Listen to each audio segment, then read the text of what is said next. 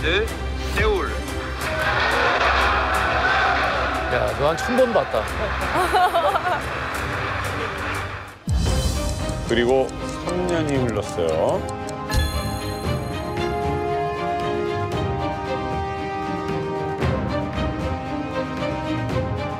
현지 시간 9월 27일 161번째 유엔 회원국이 된 우리나라의 태극기가 북한기에 이어서 개연했습니다.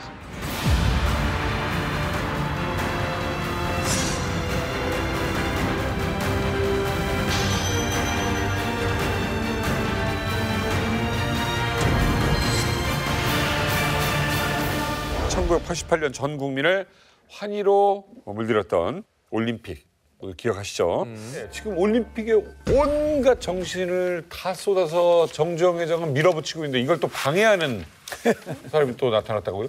당연히 있죠. 딱 한 나라, 바로 북한이죠.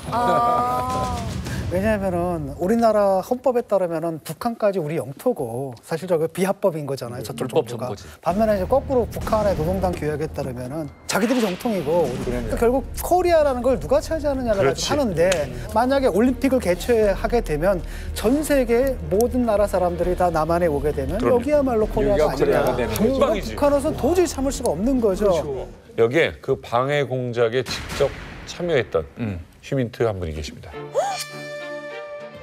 자, 바로 아프리카 주재 북한 외교관이었던 고영한 박사님. 지난 전두환 암살편에서 많은 것도 설명해 주셨어요, 그때도. 제가 솔직히 한국에 죄를 많이 졌습니다. 제가 솔직히 한국에 죄를 많이 졌습니다. 그러네요. 솔직히 뭐 대사님들 계시는데 1987년 11월 달에 서울 올림픽 방해 올림픽 공세 대표단을 파견을 하는데 그때 박성철 부주석, 김영남 부총리 그리고 대표단의 11명이 김일성이 마련해준 특별기를 타고 수행원으로 갔는데 그래서 12개 나라를 찍습니다. 요 나라는 우리가 가서 좀 살살 말하면 될 것 같다. 이야기를 듣겠지. 그래서 그 12개 나라에 김영남 부총리랑 저랑 가거든요. 어머나. 그래서 서울올림픽 저지공세 대표단으로 제가 체코, 동독, 소련, 불가리아, 루마니아, 말리, 기네, 탄자니아 그래서 12개 나라를 다 가거든요. 그때 정말 한 40일 동안 다녔는데 고생 엄청 했어요. 근데 가는 나라마다 사회주의 나라들은 다 똑같은 소리 합니다. 이 소련을 시킨 것 같더라. 우리가 그런 느낌을 받고 김정일한테 그런 보고를 했는데 내가 결정을 못합니다. 정치국에서 결정해서 알려드리겠습니다. 루마니아 그랬고 불가리아 그랬고 체코 그랬고 다 그랬습니다. 짰네. 그러니까 굉장히 화가 나서 아프리카로 갑니다. 근데 아프리카에 탄자니아 같은 나라, 말리, 기네 다 알잖아요. 북한은 굉장히 친한 나라인데 그거 우리가 좀 생각을 해보겠습니다. 이러는 거야. 그러니까 김영남이가 그냥 우리를 들들들들 볶았어요. 그전에 제가 이 말을 못했는데 그만두고 집에 들어가서 제가 이 말씀을 드리는 건데 딱 2개 나라, 같은 나라 중에서 2개 나라만 안 간다고 합니다. 그게 마다가스카르라고 만화 영화 아시죠? 예, 마다가스카르. 아프리카 인도양인 마다가스카르. 그 마다가스카르 대통령이 주성님이 안 가라면 안 가겠다. 대신에 우리 대통령궁 좀 지어달라. 여기도 서로 딜이야. 또 딜이야. 이게 왜 그래? 진짜 왜 그래? 김정일한테 보고했는데 김정일이가 김일성한테 그날로 보고해서 주겠다고 올라 지어주겠다. 그리고 5만 톤의 쌀을 주겠다. 근데 뭐 김영남 부총리는 굉장히 기분이 좋았죠. 그다음에 세이셸이라는 나라가 있습니다. 거기 갔는데 거기 알버트 레네 대통령이 우리가 안 가겠는데 대신에 공군이랑 해군이랑 지원해 주십시오. 딜. 그러니까 뭐 계속 돈이 많이 드네. 그렇게까지 해서 굳이 나가야 되나요? 그래서 그게 보고가 돼가지고 김일성이 또 오케이를 해서 해공군 군사고문단이 갑니다. 그래서 세이셸에 북한산 어뢰정 그 배도 들어가고 미그기가 들어갑니다. 세이셸에. 그래서 올림픽에 안 참여한 나라가 7개국입니다. 많았네 그래도 꽤. 그러게. 정말대도 미주에서 쿠바, 니카라가, 동유럽에서 알바니아, 아프리카에서 우리가 갔던 에티오피아, 에티오피아, 마다가스카르, 세이셸, 앤 노스코리아. 아니 그러면 우리 외교관들은 이렇게까지 북한에서 돈을 쓰면서 이렇게 방해를 하는 걸 알고 있었어요? 물론 방해 공작이 있었다는 거 알고 있었죠. 그렇지만 우리가 이미 국민소득이 한 1인당 5,000불 정도가 됐어요. 그리고 우리가 80년대, 90년대에는 한국 경제가 매년 10%에서 20% 정도 성장할 때입니다. 그러니까 뭐 한 해가 다르게 성장할 때였기 때문에 우리 입장에서 볼 때는 저 나라들이 핵심 북한 지지국이거든요. 그런데 그런 나라들도 북한으로서도 뭔가 경제적 대가를 주고 설득을 한 거잖아요. 그러네요. 그러니까 경제적 대가로 경쟁을 하면 우리하고 게임이 됐겠습니까? 80년대. 자, 북한은요, 국제사회에서 이제 내 말이 안 먹히는 거예요. 드디어 북한, 손대지 말아야 할 최후의 수단을 쓰게 됩니다. 1983년 9월 22일 대구 미 문화원 앞에 놓여있던 가방에서 폭발물이 터져 한 명이 숨지고 네 명이 다쳤습니다. 폭발 사건은 이거는 우리가 다룬 적이 우리 있었죠. 다뤘어요. 86년 9월. 그것도 아시안게임 선수들 올 때. 이날이라는 기자회견에서 국회에 기만당하고 살아온 데 대한 배신감에 제 이해가 충분하면서 되네요.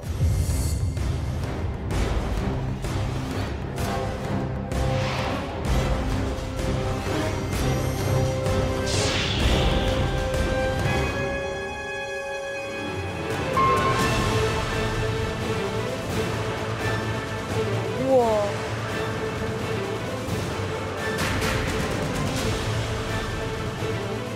올림픽 경기장과 그리고 발전소들, 김포공항, 서울역전과 또 기타 역들 그런 것들을 폭파하는 임무를 받고 집중적인 훈련을 하였습니다. 우와.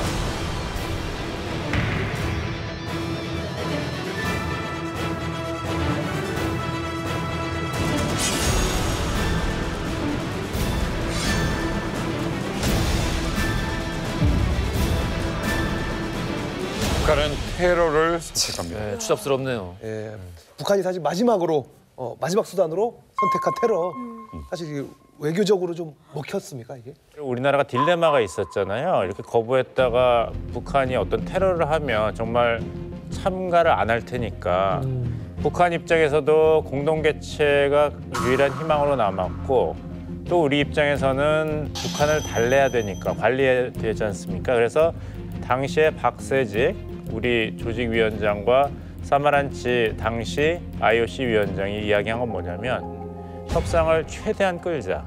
협상하는 동안은 북한이 도발을 안 할 테니까 실현 가능성이 없더라도 도발을 방지하는 차원에서 하자 그래서 마지막으로 결렬된 것이 1987년 9월 24일 양자 협상에서 한국위원회가 북한 측 제안을 거부함으로써 끝났죠.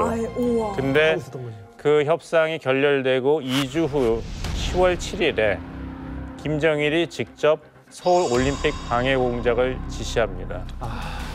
그리고 몇 주 후 11월 29일 이라크에서 서울로 가던 대한항공 858 폭발 사건이 일어납니다. 이런 일이.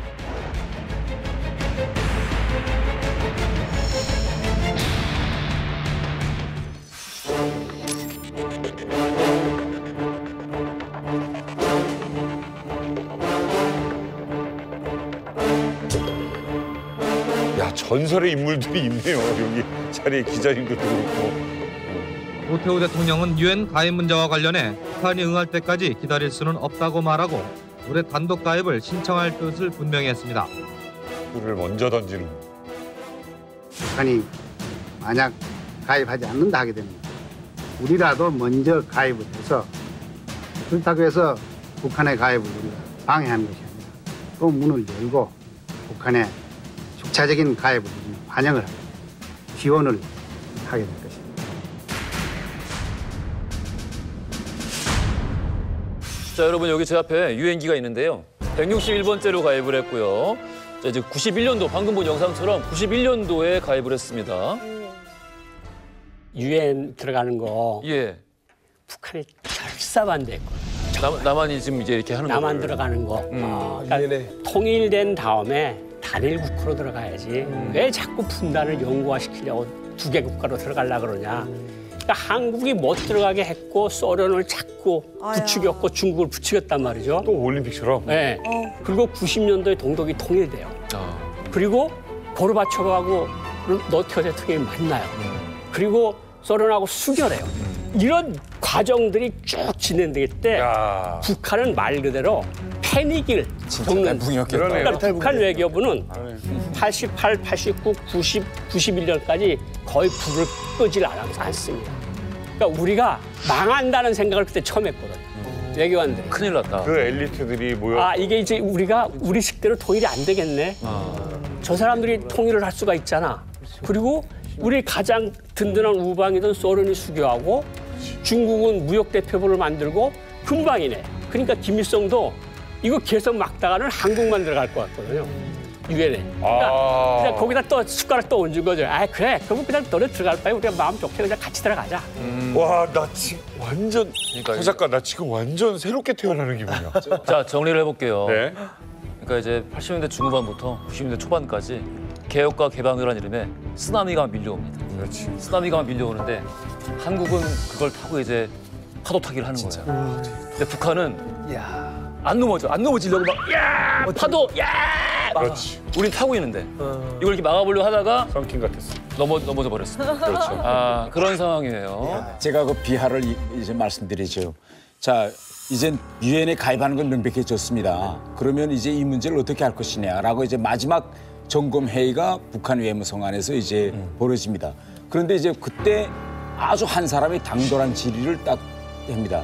만일 한국이었을 때 통과되고 북한이었을 때 미국이나 영국이나 프랑스와 같은 서방 동맹국이 비토권을 행사해서 가입이 멈춰선다면 누가 책임질 거냐 이렇게 됩니다. 그래서 이제 그 안에서 논쟁이 벌어져요. 그러면 동무 유엔에 들어가는 걸 반대하는 건 수령님의 지금까지 주계선 조작 채통 사상이었는데 우리가 그럼 먼저 들어가야 된다는 거요 이렇게 됩니다. 이거 말이 맞. 그리고 치욕의 논쟁가 다 마지막에 그러면 만약 한국은 들어가고 북한은 못 들어간다면 책임지겠어 이렇게 돼서 마지막 싸움이 일어납니다. 싸움이 일어나 그러니까 책임 문제가 터지니 그다음에 마지막에 그러면 미국이나 영국이나 프랑스 상임사들이 막았다 하면 러시아와 중국이 보고 내 막내 그럼 우리 한국 들어오는 것도 막는 거야. 이런 이제 구도가 생길 수 있는 거죠. 그래서 이제 그러면 만약 후에 북한이 먼저 냈을 때 한국이 비난할 수 있잖아요. 너네 뭐 이때까지 안 한다던 게 오히려 먼저 했네. 이렇게 할 때 이걸 어떻게 해. 그래서 이자처럼 다시 한번 확인해봐라. 지급 정보가 나갑니다. 진짜 북한에 안 들어가면 한국이 단독 가입을 강행할 거냐. 그래서 마지막에 했는데 그때 당시 이제 노대사가 강경하게 우리 단독 가입한다 하니까 이제 보고하니까 북한에서 그러면 우리가 재빨리 먼저 내자. 그러니까 그거는 누구의 결정입니까? 어느 나라를 먼저 가입시킬 것인가? 이게 남북 간에 합의가 된 건가요? 아니면... 아니, 그러니까 지금 한국이 언제 낸다, 언제 가입 신청서를 낸다는 걸 들었죠, 북한이. 그러니까 미리 세치기란 거고. 미리 먼저 갔었거든요. 야, 정말. 근데 이 최종적으로는 김일성이 김일성이가 합니다. 김일성이가 하지. 우리가 먼저 내라, 한국보다. 어쨌든 정말 피 터지게 코리아 타이틀을 두고 싸웠던 이 남북은 결국 손잡고요. 같이 유엔에 입장하게 됩니다. 그래요. 네. 자, 국제사회에서 코리아라는 이름을 같이 사용하게 됩니다. 이거 진짜 뉴스였다, 뉴스. I therefore declare the Democratic People's Republic of Korea and the Republic of Korea admitted to membership in the United Nations. 결정했습니다. 만장일치로.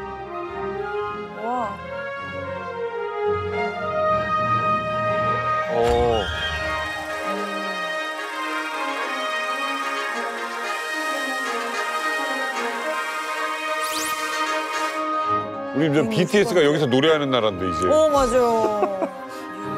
그럼. 두 번째로 올리. 먼저 인건비가 올라갔네.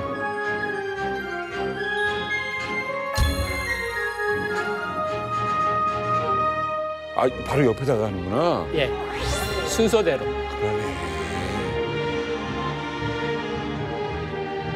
야, 좋습니다. 멋지네요. 근데 저는 어떤 마음을 그 깃발 올라가는 거 보면서 저 두 깃발 올라가는 걸 막겠다고 북한이 50년 동안 피 터지게 외교를 했어요. 정말 유엔에서, 비동맹에서, 중동에서, 아프리카에서 정말 얼마나 많은 외교관들이 생고생을 하고 그 많은 수십억 달러의 돈을 주고 그랬는데 결국은 가입했잖아요, 유엔. 그러니까 이게 감정이 굉장히 묘했어요. 굉장히 좀 허무하면서 한쪽으로는 저렇게 될 건데 그러니까. 왜 50년 동안 저렇게 생고생을 했을까? 그냥 진작 할 걸. 진작 하면 좋았을 걸. 그런 생각이 들었습니다.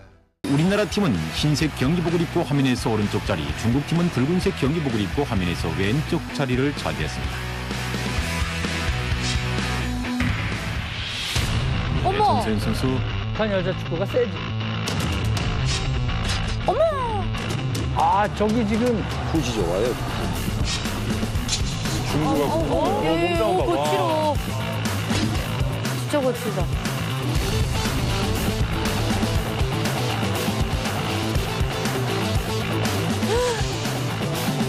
우리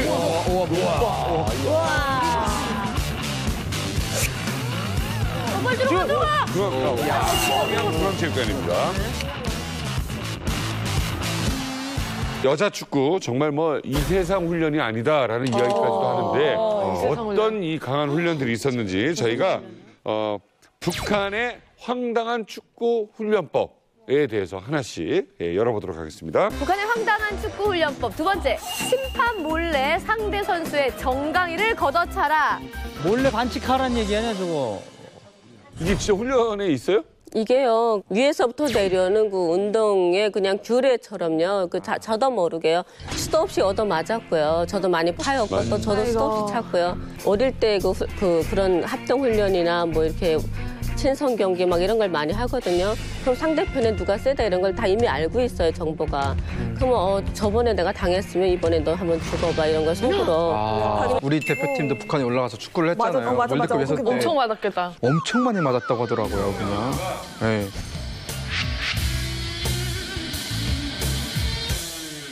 예, 그러니까 제 기억에는요, 그러니까 저희가 반칙을 그 상대를 막 까든 어쩌든 이기기만 하면 그렇지. 저희 지도원 동지는 항상 웃었어요, 스마일. 예, 근데 이제 저희가 반칙을 막 하고 해도 한 번도 그거로 인해서 혼낸 적은 없어요. 아, 그러면 막 정강이를 차든 뭐 까든 해서 이기면은 지도원 동지가 좋아한다고 하셨잖아요. 엄청 해피하죠. 만약에 즐거워하죠. 만약에 지면은 어떻게 해요? 제일 제가 그 기억에 나는 게 한 번 있는데요. 경기를 마쳤어요. 근데 그때 비가 엄청 많이 왔어요. 그러니까 비가 올 때는 공이 뜨지도 않아요. 정말 무겁고요. 근데 그런 속에서 그 경기를 치렀는데 그때가 굉장히 중요한 경기였어요. 준우승을 가르는 경기였거든요. 무조건 이겨야 되는데 그래서 저희가 졌어요. 이제 후반전 딱 한 15분 전 되면 이제 우리가 졌구나 하고 그 어느 정도 알아요. 그럼 계속 지도원 그 동지 눈치를 보면서 경기를 하게 되거든요. 아이고야. 맞아. 근데 이제 어느 순간 이제 딱 한 1, 2분 전, 5분 전에 이제 사라졌어요. 지도원 동지가, 감독이. 경기 도중에? 네, 이제 졌으니까 끝났으니까. 그런 모습을 누구한테도 안 보이죠. 자기 자존심이거든요. 우리랑 똑같네요, 이건 네, 완전. 그냥 사라지는데 그냥 혼자만만 사라지는 게 아니라 저희 차까지 다 사라져요. 더 무서운 거 아니야? 그러니까 저희는 거기 비 맞으면서 옷도 그냥 진흙탕물에서 그냥 체육복 반츠 있잖아요. 이거 운동복. 요거 입은 채로 그냥 끝까지 그냥 걸어와야 돼요.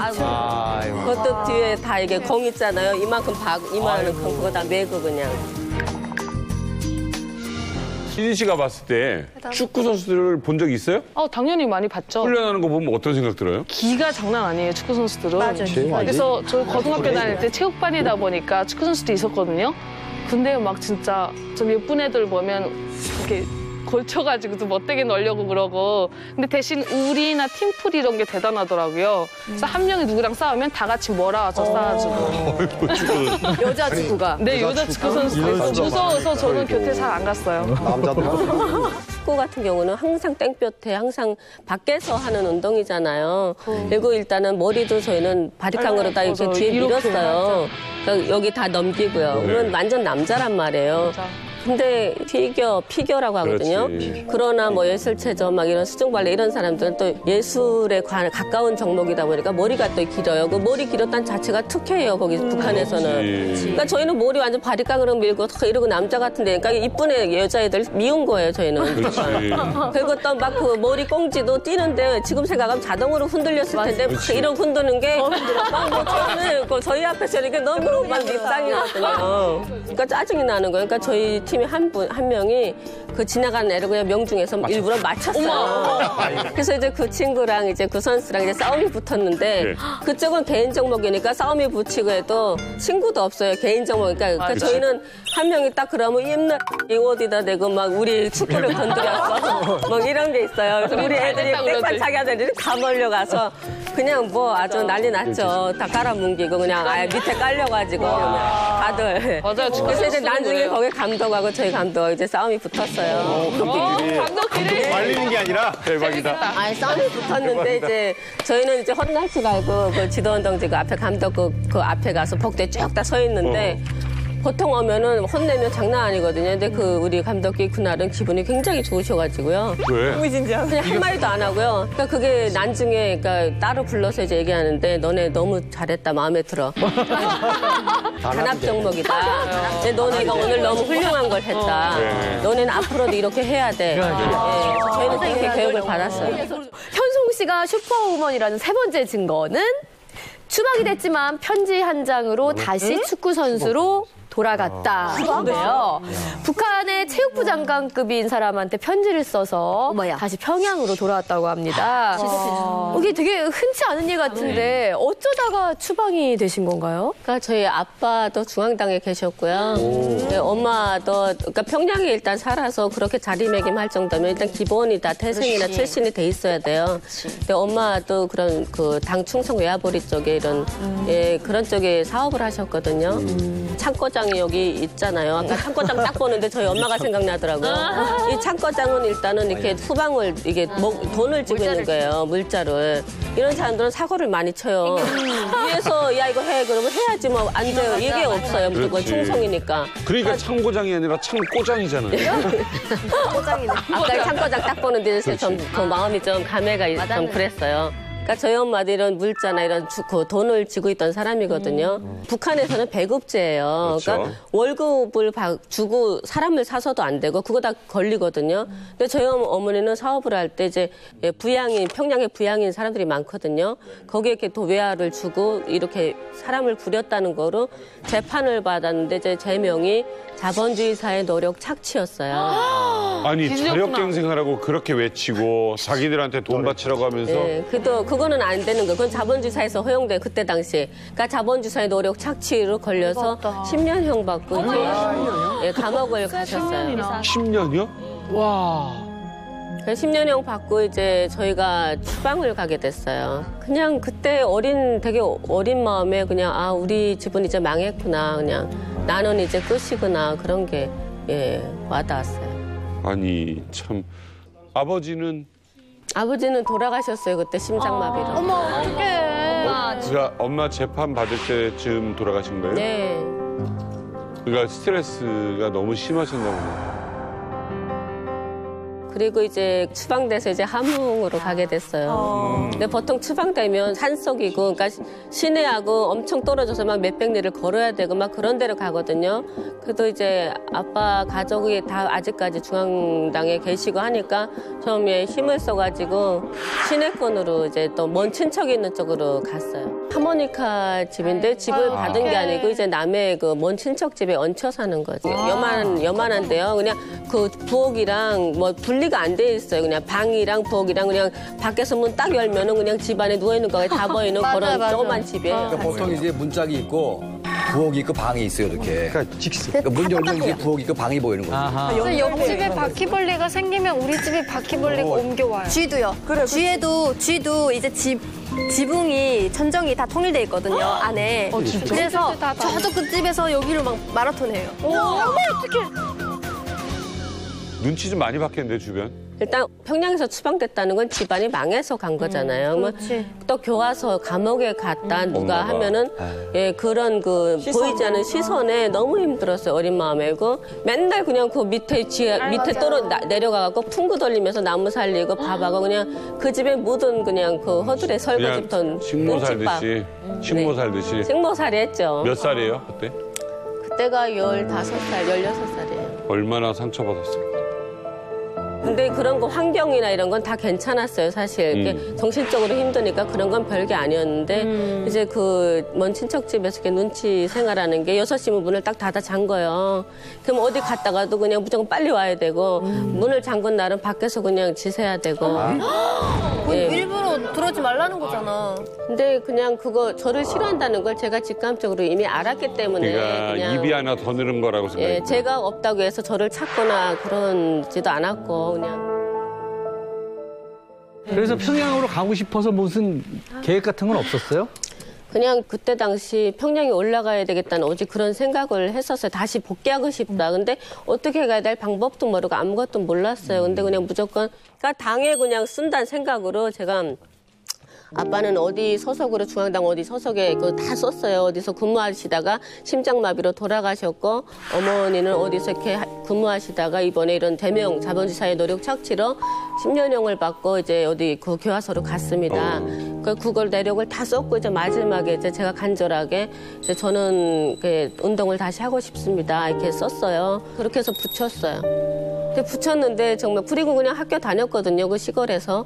근데 6개월 정도 됐는데 정말 거짓말같이 집으로 우편이 배달이 됐어요. 근데 그걸 열었는데 이제 A4 용지 이제 반보다 조금 작은 요런 조그만 거기에 서환장해서 세 글자가 딱 위에 박혀 있어요. 서환장해서 제가 이제 평양으로 올라가는 거예요. 예, 그 서환장이 떨어진 거예요. 세상에. 기적 같은 일이죠. 그때는 막 장군님 감사합니다가 나왔겠는데? 저는 수령님의 전사죠. 예. 그냥 저국을 위해서 그냥 평생 살아야 되겠다. 그치, 감겨가지. 자강도에 이런 사람들 많이 내려오거든요. 소개민. 추방당한 사람? 소개민이라고 했어요. 소개민. 추방이라 그러면 좀 듣기가 그렇잖아요. 그치. 그래서 소개민이라 이렇게 했는데 제가 바이올린 배웠던 선생님도 소개민이었거든요. 만수대 있을 때 있다가. 진짜? 근데 이제 그분도 1년 돼서 올라갔어요. 근데 올라가는 분이 정말 없었어요. 그래서 그분 올라갔을 때 우리 아빠도 그랬거든요. 저분은 정말 대단한 사람인가 보다 이랬는데 언니가 만약에 그렇게 올라갔다면 아마 실력자니까 이렇게 좀 뽑아가야 되지 않을까. 자, 이런 무시무시한 소환장을 들고 평양에 왔어요. 왔더니 엄마는 없잖아요. 엄마 면회는 갔어요? 네, 그래서 이제 휴가가 나왔어요. 거기는 휴가가 나와요. 그래서 이제 운동하고 하다가 이제 엄마가 너무 보고 싶고 이제 이번 휴가 때는 어차피 갈 곳도 없으니까요. 이제 엄마 면회를 가야 되겠다고 이제 엄마를 볼 때가 됐구나. 이제 그 힘으로 그냥 정말 하루 종일 굶으면서 걸어서 도착했는데요. 막 그 조금 도착하기 전부터 이제 제수들이 막 움직이는 게 보이더라고요. 어디 일 나왔다 들어가고 근데 문이 쪽문이는데 이제 면회실이라는 거예요. 그래서 이제 가보니까 이제 면회가 끝났다는 거예요. 그래서 그러니까 엄마를 봐야 된다는 생각으로 기다려서 밤을 거기 밖에서 샜어요. 15분 면회가 이제 다음 날에 주어졌는데 만났는데 그러니까 저는 엄마인지 못 알아봤어요. 그러니까 엄마가 그러니까 제가 기억하는 엄마는 되게 풍채도 좋고 막 진짜 뭐 기름이 잘잘 흐른다고 해요. 북한 말로. 이렇게 어디서도 멀리서도 보면 인사하고 그런 정말 너무 간부 같은 모습이었거든요. 근데 그 들어가는 순간에 엄마는 막 뼈밖에 없고 머리도 이렇게 단발머리를 했는데 이게 숫자가 있더라고요. 그래서 그래서 엄마 보는데 그냥 할 말이 많았는데 그냥 한 마디도 못했어요. 그냥 울기만 했던 것 같아요. 그러니까 엄마가 울지 말라고 하는데도 그냥 계속 15분 내내 울다가 그냥 나왔어.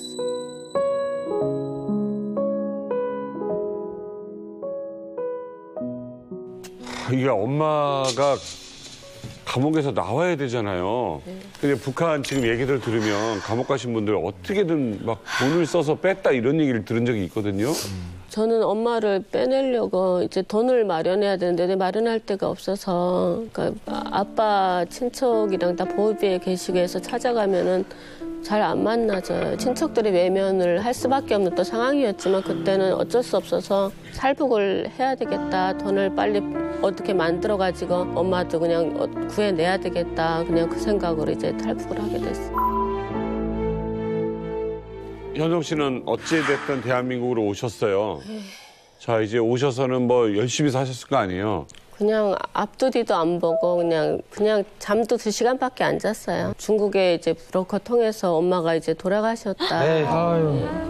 네, 서식을 듣고 그러니까 제가 오직 탈북했던 이유도 이제 돈을 벌던 이유도 잠을 2시간 자고 그렇게 피 터지게 살았던 이유도 다 북한의 가족 때문이었거든요. 근데 이제 다 아빠도 돌아가시고 엄마 돌아가신데 엄마 돌아가신 걸 이미 돌아간 지 2년이 됐더라고요. 그러니까 그 2년 동안 제가 밥을 먹고 잠을 자고 그렇게 사는 게 제가 너무 가슴이 아픈 거예요, 엄마. 그 죽은 것도 모르고. 가장 엄마 보고 싶을 때가 언제세요? 그냥 항상 늘 그러니까 이렇게 험하게 이 자본주의 사회에서 살다 보면요. 그 허허벌판에 갈대 같은 존재예요. 그러니까 동서남북 길을 잃어버릴 때가 있어요. 그러니까 고향에 있는 사람들은 정말 힘들 때 그냥 다 앞뒤 안 붙어도 그냥 운전하고라도 고향에 가는데 저희는 갈 곳이 없잖아요. 그러니까 그때 그냥 한 하루만 일주일만 그냥 엄마 품에서 하루만 자고 와도 에너지가 생겨서 다시 일어설 수 있는 힘이 있을 것 같은데 그럴 때가 제가 가장 힘들 때 보고 싶고 그때 명절이에요. 저는 명절이 없었으면 좋겠어요. 아이고 무슨 말씀인지 압니다. 예. 저 이거 하나만 물어볼게요. 결혼은 하셨었어요? 한국에 와서? 예, 했었는데 이제 그러니까 저희가 원투는 원치 않던 문화 차이도 있고 뭐 그러니까 저도 또 거기에 그중에 하나로 헤어지셨어요? 예. 그 애를 혼자 키우게 됐어요. 애기 있고? 예. 몇 살이에요? 애기 지금 6살이에요. 아우 이쁘겠네. 5살, 이번에 6살. 아들, 딸? 아들이. 아들? 축구를 해요? 그러니까 아빠가 없으니까 그 남자들은 몸으로 놀아줘야 되더라고요. 근데 그거를 다 제가 하고 있어요. 그래서 우리 아기는 제가 엄청 막 슈퍼맨이라고. 애들이 이렇게 막 발끝을 참 그게 아니야 내 축차기 해야 돼. 그게 아니야 내 축차기 해야 돼. 이거는 발동차기야. 국가대표 되겠는데. 아들을 힘으로 해서 다시 삶의 희망을 찾으셨구나. 네, 그러니까 온 세상에 하나뿐인 피틀이잖아요. 그러니까 그냥 얘를 위해서 제가 정말 열심히 살아야 되겠고. 그러니까 오늘에 오기까지 진짜 너무 힘들고 고통스럽고 그런 날들이 너무 길었어요. 그러니까 제가 여기까지 오는데 너무 많은 시간이 걸렸고 우리 애기한테는 이 시간을 좀 단축시켜주고 싶다 그런 생각으로 엄청 열심히 살았어요.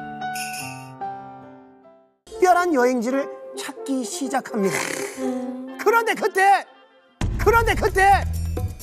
중국 바로 옆에 노스코리아 북한에서 골프 대회가 열린다는 소식을 접한 두 청년은 그 대회의 신분을 속이고 참가하기로 합니다.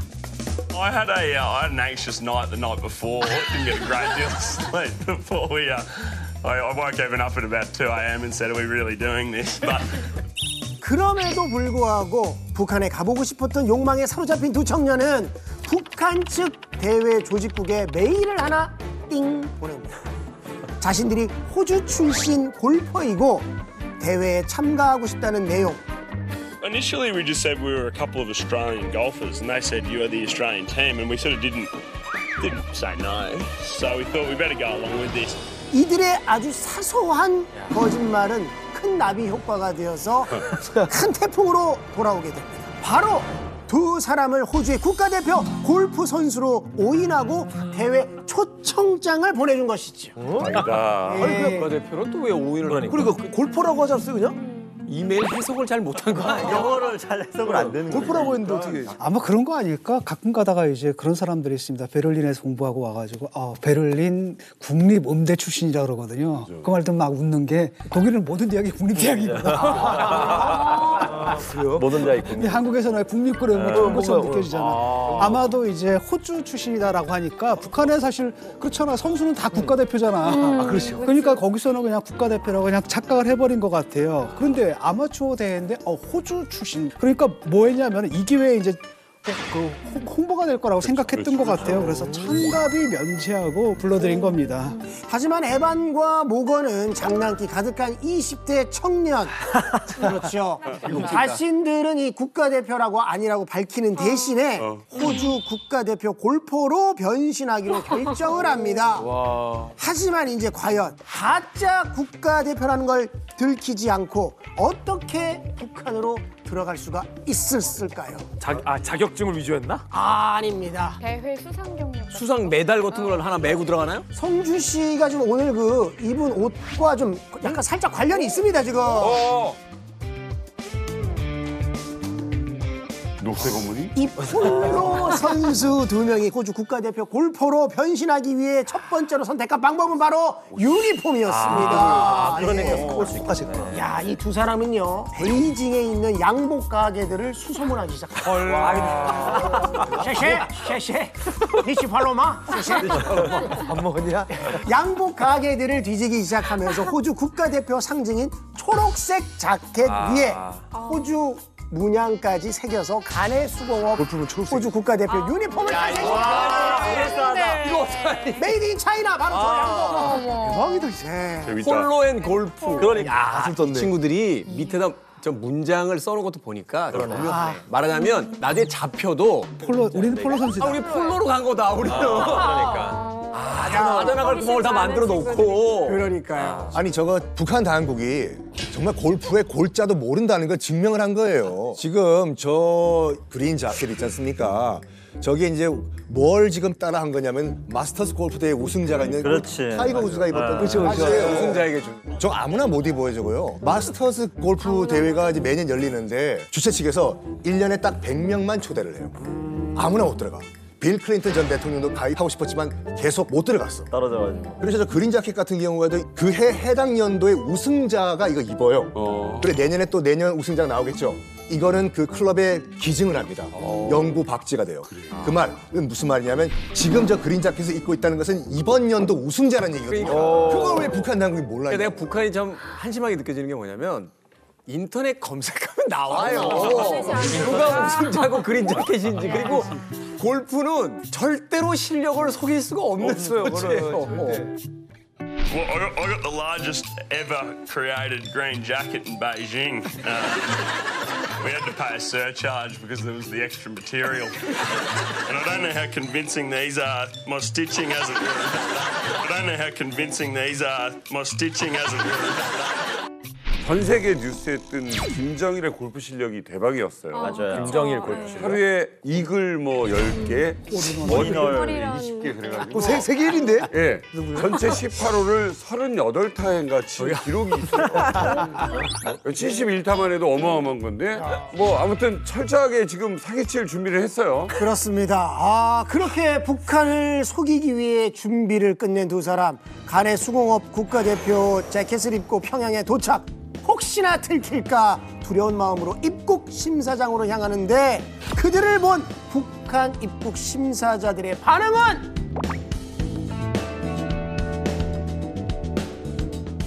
박수. 웰컴 투 노스 코리아요. 어서 오시라요. 이렇게 박수를 치면서 아무런 의심 없이 북한 입국에 성공하게 됩니다. 와, 대단하네요. 국가대표 유니폼 덕분에 무사히 북한에 들어온 두 사람은 계획대로 아마추어 챔피언십 경기에 출전하기 위해 평양 골프장으로 향합니다. 그런데 그곳엔 강큰 호주 청년들도 예상치 못한 무언가가 기다리고 있었는데요. 과연 무엇이었을까요? 걸리지. 이제 자격증 내놔. 이렇게 볼 것 같아요. 입구에서 너네 골프 쳤다라는 거 확인해보자. 다른 나라 선수들이 왔나? 진짜 국가대표들이 와 있었나? 골프장에 갔는데 보이부 사람들 딱 기다리고 있던 거야. 시뻘건 무언가가 기다리고 있어요. 시뻘건 거? 시뻘건. 바로 시뻘건 무언가가 기다리고 있어요. 시뻘건? 시뻘건. 바로 시뻘건 레드카펫. 레드카펫. 아마추어 경기에 국가대표가 온다고 하니까 그들만을 위한 레드카펫을 쫙 깔아놨어요. 골프장에? 오직 두 사람만을 위한. 맞습니다. 당당하게 북한의 VIP 대접을 받으면서 이 대접을 아주 그냥 즐기기 시작합니다. 근데 저는 사실 잘 납득이 안 가는 게 이메일 하나 보내고 녹색 자켓 걸쳤다고 레드카펫 깔아줄 정도로 북한이 그렇게 어수룩한 나라입니까? 근데 북한은 어쨌든 외교부는 많은 사람들을 참가시켜야 되잖아요. 뭐 김정일 동지가, 뭐 김정은 동지가 이런 거를 했는데 이 나라를 쫙 왔다. 그럼 외교부가 칭찬을 받는 거니까. 그런데다 북한이 약간 외국인 대우를 좀 잘해줘요. 그러니까 일반적으로 외국인이 그것이 아프리카에서 왔던 중동에서 왔던 간에 척 뭔가 가이드만 붙으면 다른 사람들 다 길을 비키고 그러는 시스템이야. They gave us a bit of a clap and went, representing Australia, Evan Shea, and I stepped up to the tee and hit it straight into the drink.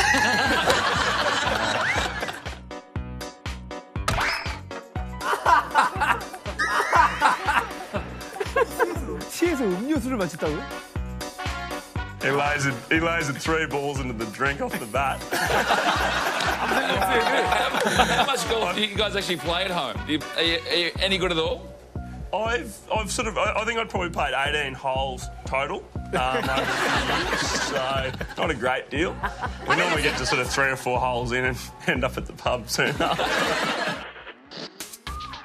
저 폼이 어색하잖아. 미치겠다. 5m 갔어. Needless to say, there were no holes in one. It didn't take officials long to realise they were rookies. I hit 120, which apparently is not very good, and she thought it would bring great shame on my family.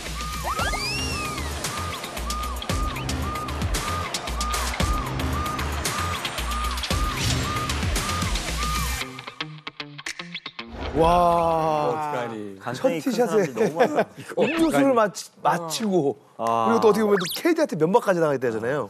와, 이 정도면 들킨 거 아닌가? 그렇죠. 뭐 어설픈 골프 실력 때문에 정체가 들통나기 바로 일보 직전. 하지만 두 사람의 특기가 바로 또 거짓말 아니겠습니까?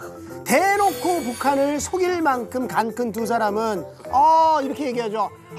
골프장 컨디션이 왜 이래요? 시차 때문에 컨디션 아주 별로예요. 이렇게 늑청스럽게 남 탓을 시전합니다. 게다가 둘의 사기극을 하늘도 도왔으니 바로 대회 꼴찌를 피한 것이었습니다. 대회 꼴찌를 피했습니다. 네, 그 당시 이제 85명의 이제 아마추어 선수들이 참여를 했는데 대회 꼴찌는 그 네팔 대사 15살. 딸이 아이 15살짜리 여자아이가 이제 85등. 그리고 이 친구들이 83등과 84등을 한 거죠. 꼴찌네 거의. 네. 128. 네, 그래서 골프를 치면서 계속 캐디한테 면박당했대요. 골프 선수 맞냐고. 네, 그러면서 이제 물론 넘어가서 그래서 이제 북한에서 골프를 치고 뭐 각국 세계에서 오는 아마추어 선수들하고 사진도 찍었다고 합니다. 자, 120타면 어느 정도 실력인지. 그러니까 120타면은 연습에서 처음 나가면 이제 치는 딱 스코어거든요. 평양 가서 머리 올리고 왔네. 그렇죠, 머리 올리고. 그 말 하는데 처음 나갔을 때. 그 처음 나간 사람이 120다 이렇게 얘기하면 아마 이해하기 쉽지 않으실 거고요. 경기 진행이 안 돼요. 그렇죠. 120개 치면요. 공 찾으러 다니다가 시간을 다 써야 되기 때문에. 그 나라를 대표하잖아요. 잘해줘야지. 거의 외교관 수준이잖아. 끝까지 그냥 가는 거야. 그렇지. 중간에 잘못 굴러가서 잡히고 이러면 이 모든 사람들이 다 책임을 져야 되네. 일이 커지네도. 잘 속았네요. 그렇습니다. 이렇게 북한이 잘 속아준 덕분에 국가대표 골퍼로서 5일간의 일정을 모두 무료로 돈 한 푼 안 들이고 공짜로 최고의 VIP 대우를 즐긴 뒤 무사히 호주로 귀국한 두 남자. 지금까지 북한을 속인 최대의 희대의 사기꾼 소개였습니다.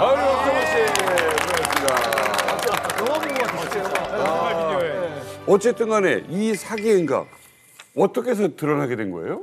본인들이 호주에 왔어요. 근데 너무 신나. 북한을 속였어. 공짜로 여행했어. 골프 쳤어. 입이 간질간질한 거야. 호주 뉴스에 출연해서 내가 북한을 상대로 사기를 쳤다. 그리고 북한의 이 보안 시스템이 너무 허술하더라라는 걸 줄줄이 다 떠든 거예요. 본인들이. 그 덕분에 북한이 전 세계에 당시에 망신을 샀습니다.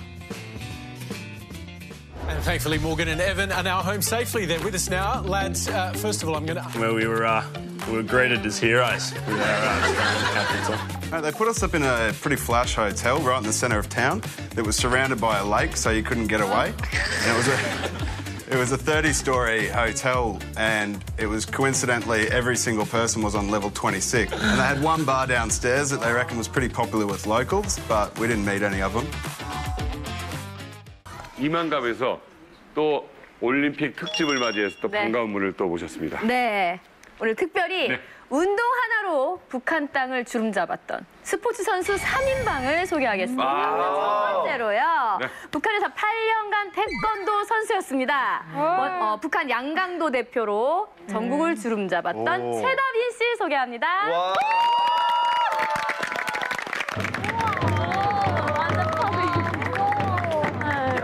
예쁘다. 안녕하세요. 저는 양강도 태권도 선수로 활동했던 최다빈입니다. 저는 어려서 홍길동을 좋아했고요. 홍길동에 반해서 태권도를 하게 됐는데 오늘 북한의 총폭탄 정신으로 여기에서 저희 멋진 발차기를 보여드리겠습니다. 야!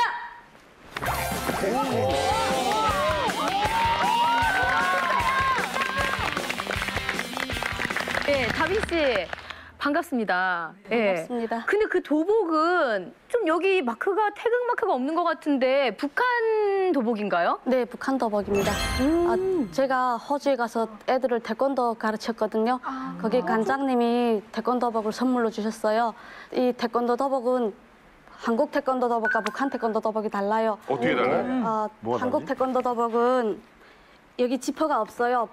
보시다시피 북한 태권도 도복은 유도복이랑 비슷하거든요. 네. 지금 보니까 이게 앞에가 다르네. 약간 우리 유도복 같네요. 사극에서 보는 것 같은데 약간 옆으로 보시네. 옆으로 보시면 네. 여기가 이렇게 뭔가 이 무늬는 거의 다 있어요, 웬만하면? 아니 이 부분은 무늬는 없지.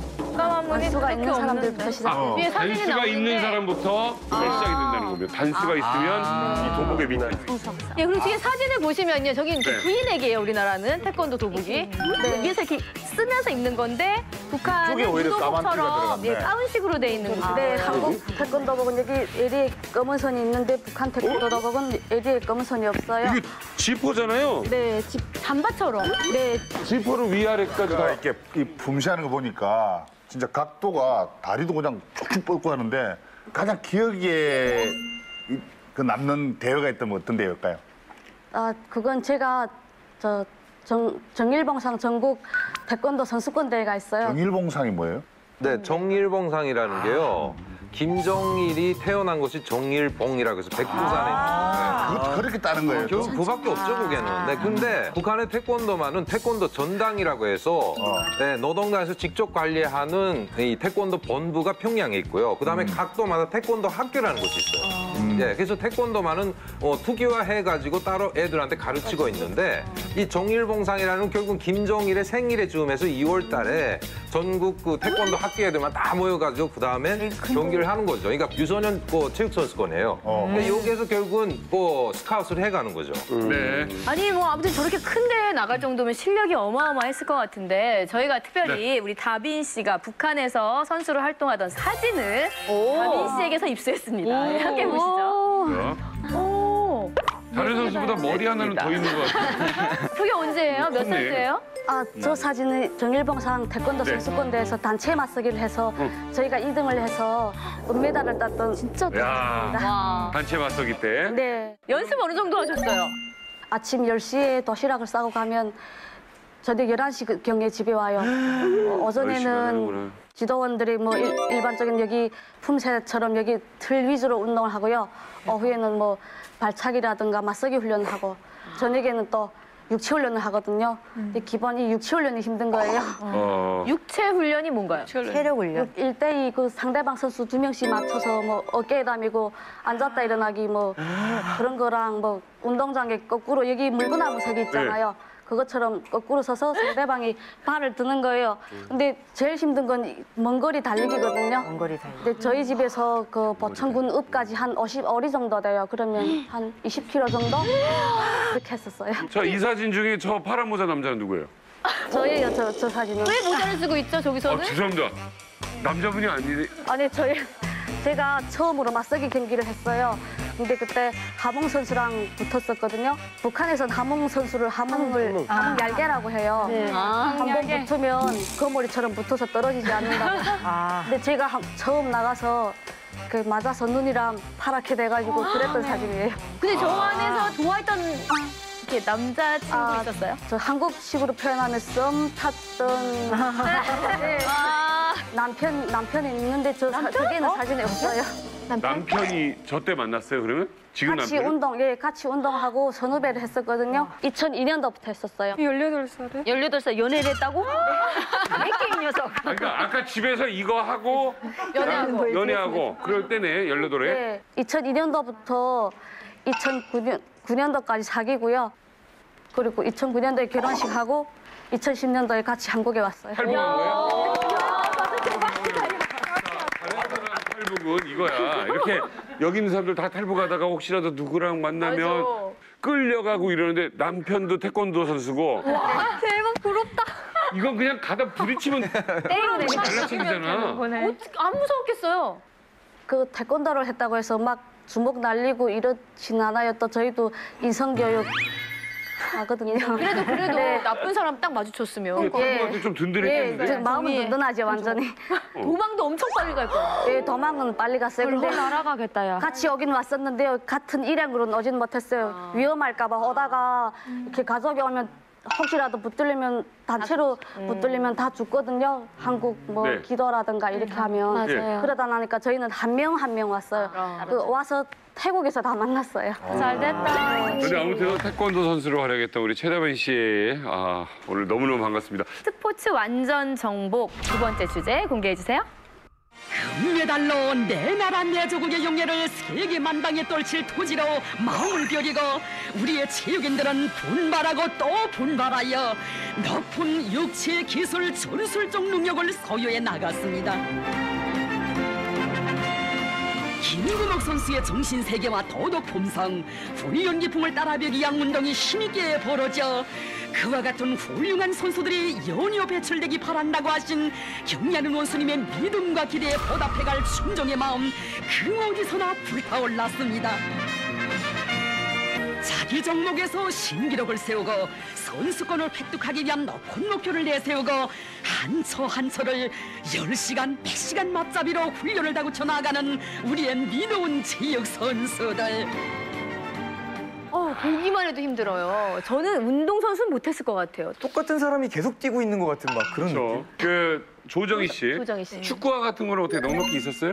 아니요, 없었어요. 저희가 선수 생활할 때는 이제 축구는 이제 시합하기 전에 한 달 전에 이제 축구화를 주거든요. 그러면 네. 이제 북한에 이제 소가죽으로 된 축구화를 신는데 이게 축구화 뽕이 엄청 높아요. 그래서 훈련할 때 이렇게 하면 이제 잘못하면 발목이 삐끗하니까 이제 한 달 전에 이렇게 나눠줘가지고 이제 신고 연습하게끔 해주거든요.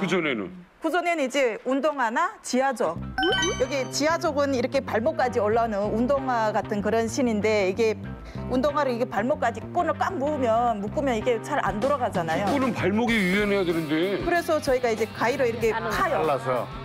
여기를 파가지고 네. 발목이 자유롭게 돌아갈 수 있게 지하적으로 이렇게 파가지고 이렇게 평상시에는 그렇게 신고 그러면 운동을 배우가 좋으려면 어느 정도 급까지 가야 이제 장비 걱정은 안 한다라고 할 수 있을까요? 북한에서 축구하면? 북한에서 이제 전국대회나 이런 경기 시합할 때 1, 2등 하면 이제 그때나 이제 축구공 같은 거를 새 거로 이제 바꿔서 이제 사용할 수 있고 그전에는 이제 그 뭐 배구공 같은 거 그런 걸로 이제 공 찰 때도 많이 또 있거든요. 하나는 잔디밭은 충분합니까? 없죠. 잔디밭은 맨 땅에서 해요, 축구를? 맨 땅이고 돌도 많이 있어요. 그러니까 정상적인 곳에서 훈련하고 하려면은 국가대표팀에서 선발이 돼야지만이 그런 정상적인 잔디도 있고 공도 타가스 공으로 할 수 있고 그 지방에 있는 체육단은 정말 그 환경이 열악해요.